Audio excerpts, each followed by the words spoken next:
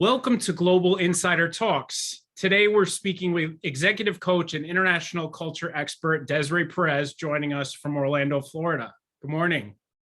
Hey, Jeff, how are you? Doing fine, Desiree. Thanks for being with us. Desiree is a coach community director with a New York City-based company called Sage. She has more than 15 years of senior management experience and global experience working across North and South America, Europe, and New Zealand. She is of Argentinian and German descent, which is going to become relevant later on in our discussion. And she helps executives prepare to do business internationally. So we're going to get right into it, Desiree, and let's start talking about your role as an executive coach. Why don't you give our viewers a little lesson on what is executive coaching? Oh, what is executive coaching? And I think every coach that you ask will give you a slightly different look at what executive coaching is, just because it's such a highly personalized process. But for me, from my perspective, it's really supporting executives in their leadership development journey. And that's such a highly personal journey. Everybody's different. Everybody has different experiences, different backgrounds, all of those things. And yeah, becoming just a better version of themselves and therefore a better leader. So can you give an example of how your coaching efforts have improved the professional and likely personal lives of your clients? And I love how you say that, right? Because oftentimes we think, oh, I'm going to get an executive coach and I'm solely going to work on, I don't know, becoming a better communicator. And Right. because I work, I need to better communicate. The truth is, it's never just about work, because it's work that you do on yourself, who you are as a person. So it's always a very personal thing, and it has the nice side effect that oftentimes it also makes a great impact on your personal life. But just to give examples, I've worked with executives all over the world and all sorts of walks of lives. I think the biggest thing, if you want to really look at it, is looking at what are your obstacles as a leader. What is the thing that's standing in your way between where you are now and where you essentially want to go?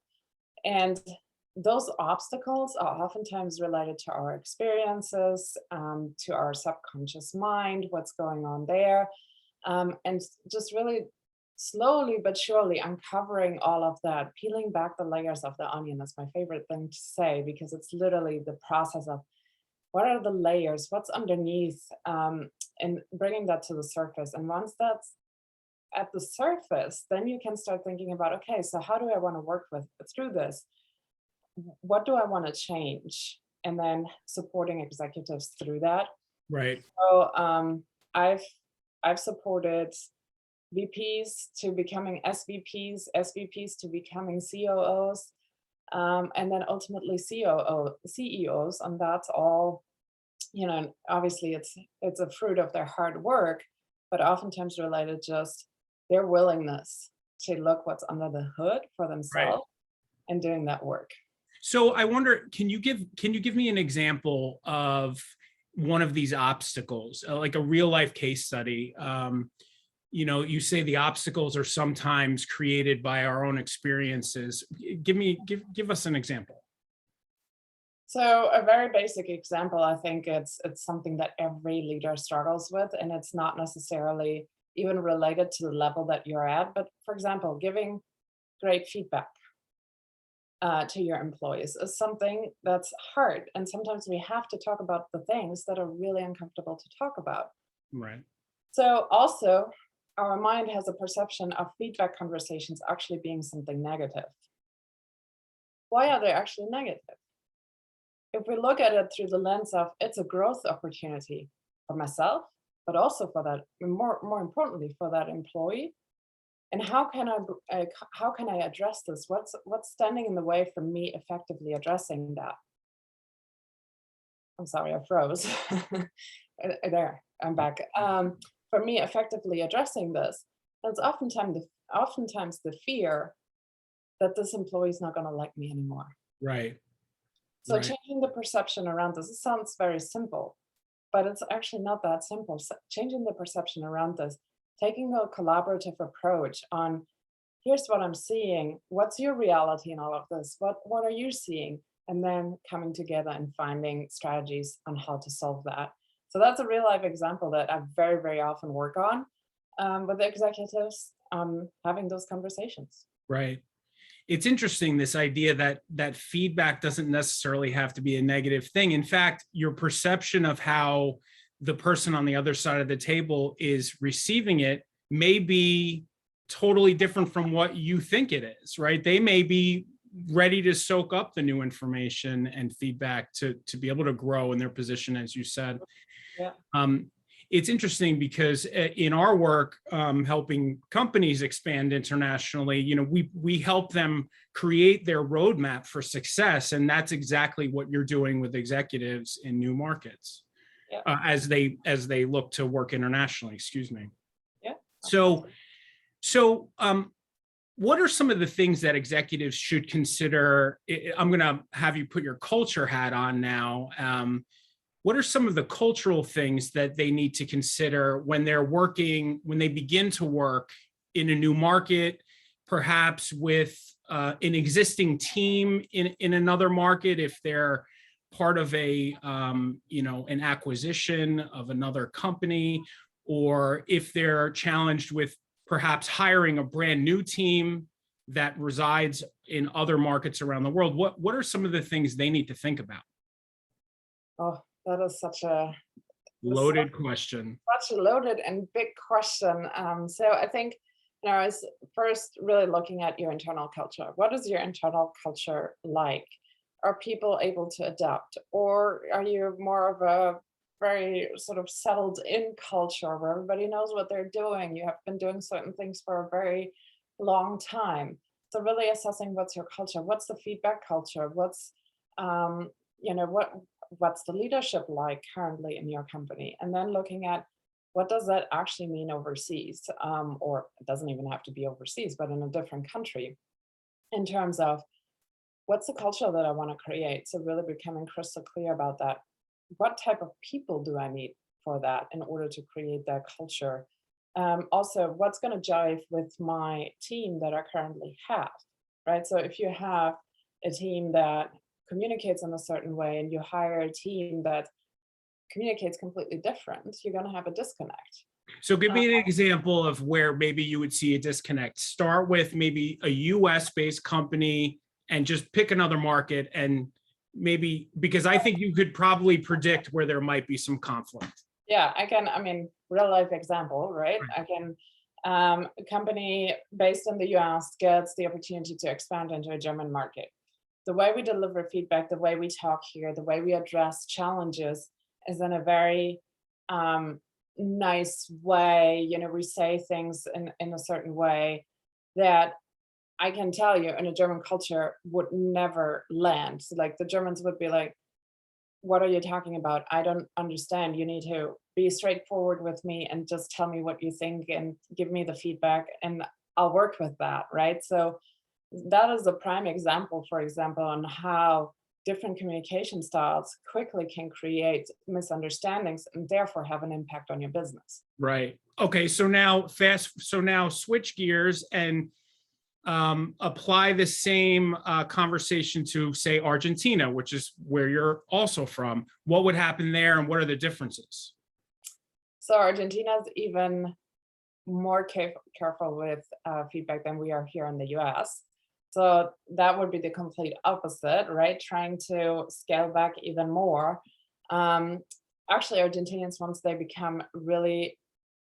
develop really trust, they are very straightforward, but until that happens, and then there's also hierarchy plays a huge role in Latin countries specifically, you're not going to get a whole lot of upward feedback from an employee. Whereas here in the US, we are starting to be much more open to actually installing that, right? So there's hierarchy at play, there's communication styles at play, space. So like Argentinians are very close to each other, like they greet each other with a kiss on the cheek.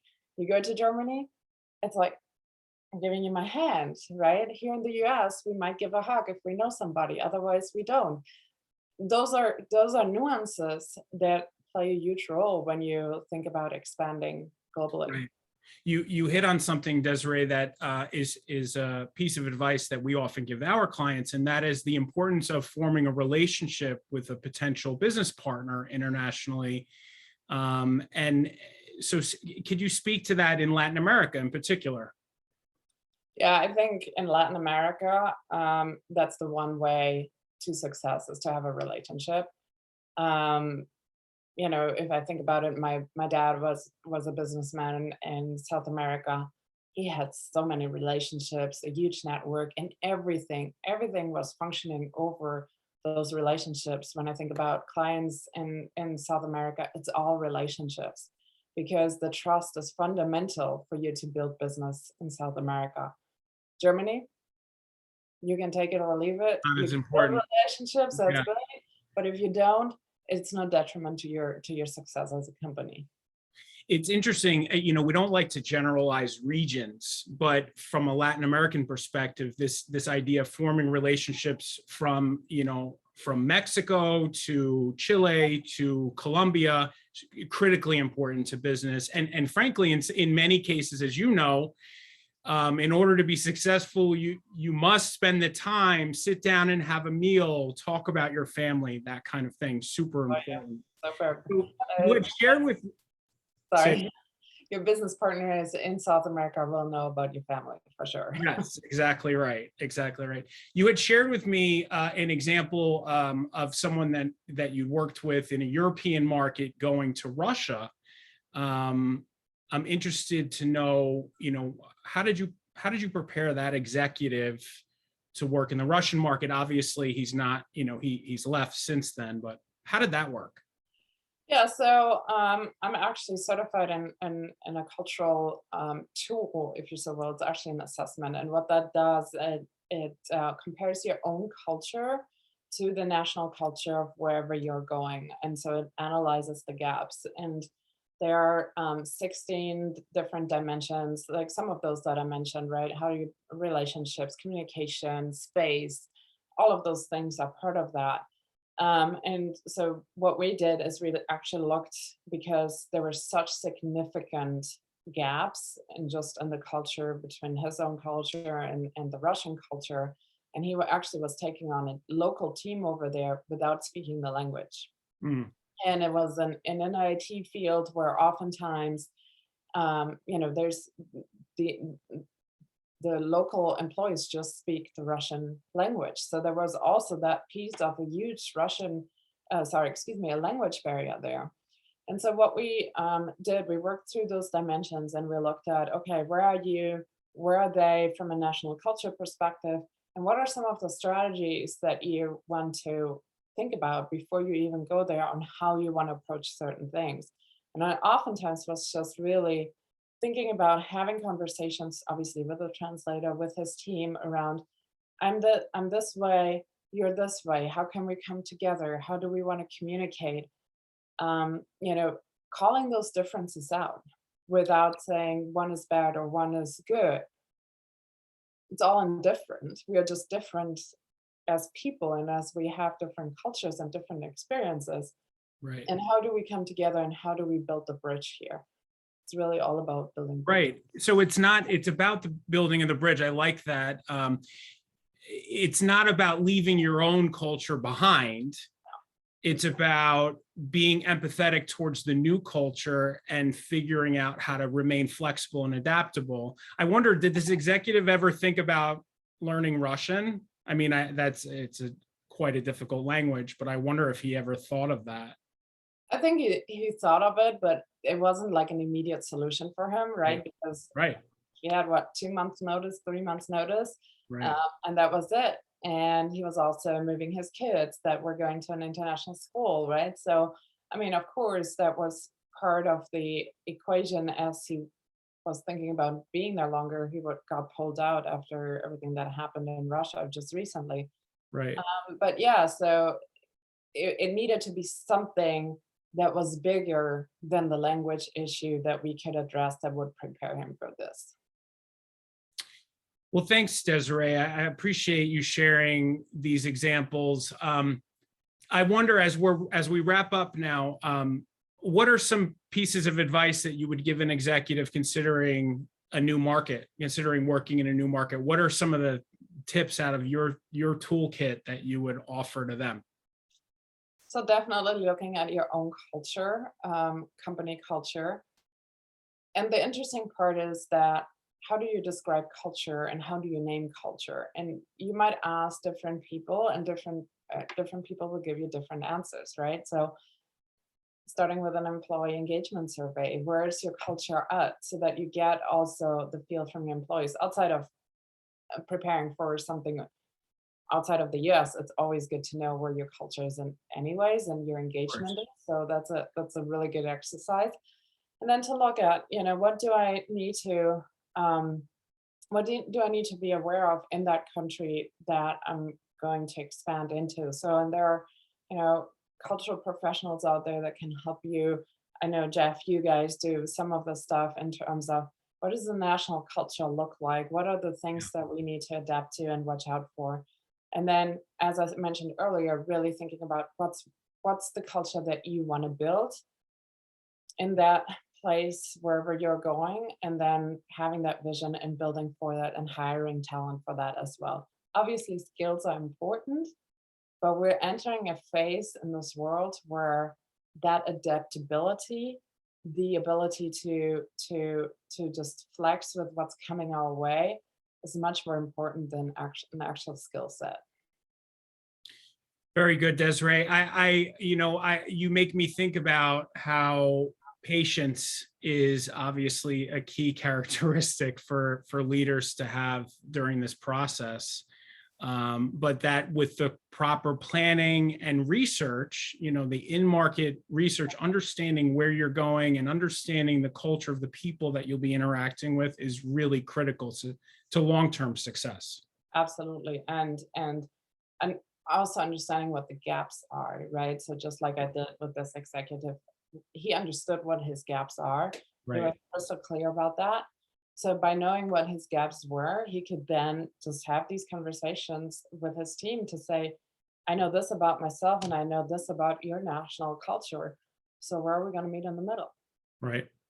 And what does that look like? And the beauty of this is he got them involved. So they co-created it versus him going and saying, well, this is how we're going to do things. So build immediately that foundation of trust that you need to build as a leader within your team. Right.